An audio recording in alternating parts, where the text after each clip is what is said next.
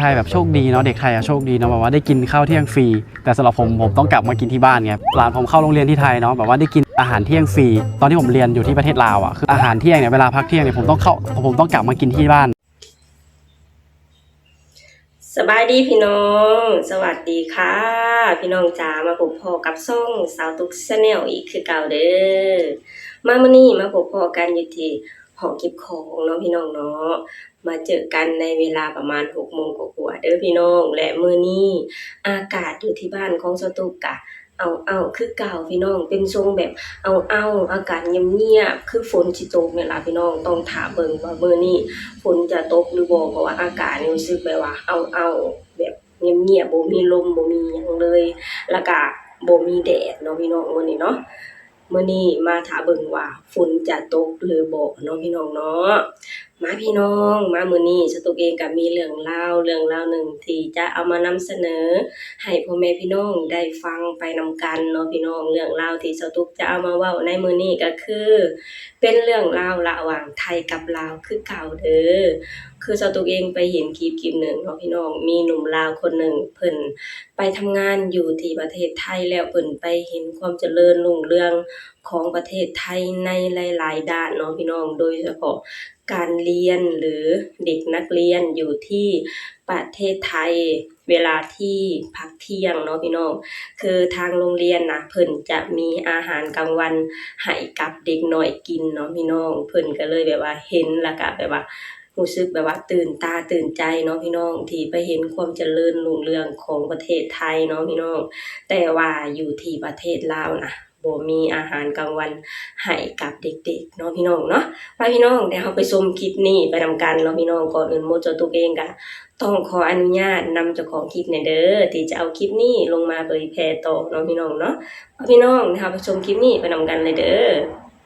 คนไทยแบบโชคดีเนาะเด็กไทยอะโชคดีเนาะแบบว่าได้กินข้าวเที่ยงฟรีแต่สำหรับผมต้องกลับมากินที่บ้านไงหลานผมเข้าโรงเรียนที่ไทยเนาะแบบว่าได้กินอาหารเที่ยงฟรีตอนที่ผมเรียนอยู่ที่ประเทศลาวอ่ะคืออาหารเที่ยงเนี่ยเวลาพักเที่ยงเนี่ยผมต้อง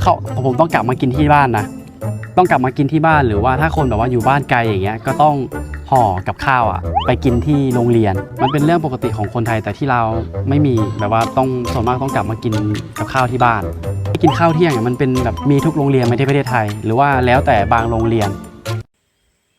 นี่ล่ะพี่น้องหนุ่มลาวเพิ่นก็ไปทำงานอยู่ที่ประเทศไทยเนาะพี่น้องเนาะเพิ่นก็แบบว่าไปเห็นความเจริญรุ่งเรืองของประเทศไทยแล้วแบบว่ามีความตื่นเต้นเนาะพี่น้องก็เลยเอามาเว้าจ้าให้ฟังว่าอยู่ที่ประเทศไทยน่ะเพิ่นมีอาหารกลางวันให้กับเด็กๆกินทั่วประเทศบ่หรือว่าจะมีแค่บางจังหวัดหรือบางที่เนาะพี่น้องเนาะแต่เท่าที่สตุ๊กรู้เนาะพี่น้องคืออยู่ที่ประเทศไทยน่ะเพิ่นมีอาหารกลางวันให้กับเด็กๆน่ะ ทั่วประเทศเลยเนาะพี่น้องคือแบบว่าคือว่าล่ะพี่น้องคือเท่าที่สตุ๊กรู้มาคือค่าเทอมอยู่ที่ประเทศไทยน่ะแพงเด้พี่น้องแบบว่าแพงกว่าอยู่ที่ประเทศลาวนี่หลายพี่น้องเอ้ยคือว่าแหละพี่น้องคือแบบว่าเพิ่นก็คิดเฉลี่ยกันในหลายๆอย่างเนาะพี่น้องเพิ่นมีค่าเทอมแพงแต่ว่าเพิ่นก็เพิ่นแบบว่าค่าเทอมของเพิ่นแพงแต่ว่าเพิ่นก็แบบว่าให้นักเรียนฟรีนี่ อันมีอุปกรณ์ให้นักเรียนเนี่ยและค่อนข้างหลายอย่างเนาะพี่น้องเกี่ยวกับการเรียนเนาะพี่น้องและที่สำคัญก็คือหนึ่งอยู่ในนั้นก็คือมีอาหารกลางวันให้กับเด็กๆเนาะพี่น้องคือแบบว่าแล้วอาหารที่เพิ่นมีให้แต่ละอย่างมีแต่สิ่งที่มีประโยชน์ทั้งนั้นเนาะพี่น้องบ่ว่าจะเป็นผักเป็นไข่เป็นปลาคือแบบว่ามีอาหารครบแบบ5หมู่เลยเพื่อเสริมพัฒนาการของเด็กๆเนาะพี่น้อง ค่าเทอมแพงแต่ว่าเพิ่นมีให้กับเด็กๆน่ะรอบด้านเลยพี่น้องบ่ว่าจะเป็นอาหารการกินบ่ว่าจะเป็นอุปกรณ์และสิ่งที่สำคัญที่สุดคือเพิ่นใส่ใจกับเด็กๆเนาะพี่น้องเพิ่นใส่ใจกับการเรียนของเด็กๆที่สุดเลยเนาะพี่น้องสตุ๊กชื่นชมแล้วก็มักในตรงนี้เนาะพี่น้องเนาะแล้วอยู่ที่ประเทศลาวพี่น้องเท่าที่สตุ๊กแบบว่าเรียนมาตั้งแต่ยังน้อยๆเนาะ ก็คือระยะทางระหว่างโรงเรียนกับบ้านของสตุ๊กเนี่ยค่อนข้างไกลอยู่เด้พี่น้องคือในแต่ละมื้อต้องกินข้าวไปแต่บ้านแล้วก็เดินแบบว่าเดินเท้านะพี่น้องบ่มีจักรยานบ่มีอิหยังเลยเดินเท้าจากบ้านน่ะไปถึงโรงเรียนไกลเติบพี่น้องแบบว่าพอพอถึงโรงเรียนแล้วก็ ประมาณพักเที่ยงแบบว่าเลิกโรงเรียนพักเที่ยงนะพี่น้องก็คือแยกย้ายกลับบ้านไผกลับบ้านมันเนาะพี่น้องคือบ่มีอาหารกลางวันให้กินเนาะพี่น้องเนาะคือแต่ว่าค่าเทอมอยู่ที่ประเทศลาวน่ะบ่ค่อยแพงปานใดเด้พี่น้องน่าแบบว่าหากว่าคิดเป็นเงินบาทก็จะตกอยู่ประมาณ100กว่าบาทประมาณนี้เนาะก็คือบ่ได้แพงปานใดเนาะพี่น้องแต่ว่าเพิ่นแบบว่าค่าเทอมบ่แพงแต่ว่าแบบว่าเวลาที่เข้าโรงเรียนก็คือพ่อแม่ต้องรับผิดชอบเองทุกอย่างเนาะพี่น้องบ่ว่าจะเป็นเสื้อผ้าบ่ว่าจะเป็นรองเท้าบ่ว่าจะเป็นอุปกรณ์การเรียนทุกๆอย่างคือแบบว่าต้องพ่อแม่เป็นคนรับเองหรือว่าซื้อให้ลูกๆเองเนาะพี่น้องแล้วก็แบบว่าเวลาที่ยามที่โรงเรียนจัดกิจกรรมหยังก็แล้วแต่นะก็คือทางครูน่ะต้องมาเก็บเงินจากนักเรียนเพิ่มเนาะพี่น้องก็คือทางนักเรียนก็ต้องมาขอพ่อขอแม่เพิ่มเพื่อเอาเงินนี่น่ะไปให้ทางครูอาจารย์น่ะเก็บแบบว่าไปจัดกิจกรรมในทุกๆอย่างเนาะพี่น้องก็จะเป็นประมาณนี้เนาะพี่น้องแล้วก็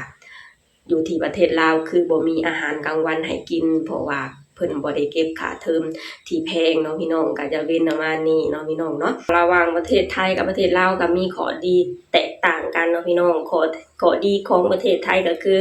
เสียค่าเทอมแพงแต่ว่าเพิ่นมีอุปกรณ์ให้กับนักเรียนฟรีทุกอย่างแล้วก็มีอาหารกลางวันให้กินเนาะพี่น้องแล้วก็ที่สำคัญก็คือเพิ่นใส่ใจในการเรียนของเด็กๆเนาะพี่น้องเนาะแล้วอยู่ที่ประเทศลาวก็ดีอย่างหนึ่งก็คือบ่ได้เสียค่าเทอมแพงแต่ว่ายามที่โรงเรียนมีกิจกรรมก็คือต้องมาเก็บจากพ่อจากแม่เพิ่มแล้วก็อุปกรณ์การเรียนก็คือพ่อแม่น่ะแบบว่าต้องซื้อให้เองแล้วก็บ่มีอาหารกลางวันให้กินเนาะพี่น้องเนาะก็คือมีข้อดีที่แตกต่างกันเนาะพี่น้องข้อดีของประเทศลาวก็คือบ่ได้เสียค่าเทอมแพงแล้วก็ข้อดีของประเทศไทยก็คือเสียค่าเทอมแพงแต่ว่ามีอุปกรณ์การเรียนให้ทุกอย่างแล้วก็มีอาหารกลางวันให้เนาะพี่น้องเนาะก็จะเป็นประมาณนี้เนาะพี่น้องมีอะไรพี่น้องมามื้อนี้สตุ๊กเองกับพาพ่อแม่พี่น้องมาชมเรื่องราวระหว่างไทยกับลาวเนาะพี่น้องมีหนุ่มลาวคนหนึ่งเพิ่นไปทำงานอยู่ที่ประเทศไทยแล้วเพิ่นไปเห็นความเจริญรุ่งเรืองของประเทศไทยเนาะพี่น้องเกี่ยวกับการเรียนของนักเรียนเนาะพี่น้องก็คือมีอาหารกลางวันให้กินเนาะพี่น้องเนาะก็ว่าง่ายๆก็คือเพิ่นไปเห็นความเจริญรุ่งเรืองของประเทศไทยแล้วเพิ่นก็จะตื่นเต้นเพิ่นก็เลยออกมาเล่าให้พ่อแม่พี่น้องได้ฟังไปนำกันเนาะพี่น้องเนาะโอเคพี่น้องสำหรับคลิปนี้สตุ๊กเองก็จะขอจบลงเท่านี้ก่อนเด้อฝากให้พี่น้องช่วยกดไลค์กดแชร์กดติดตามให้ช่องสาวตุ๊ก Channel แหน่เด้อสบายดีสวัสดีค่ะ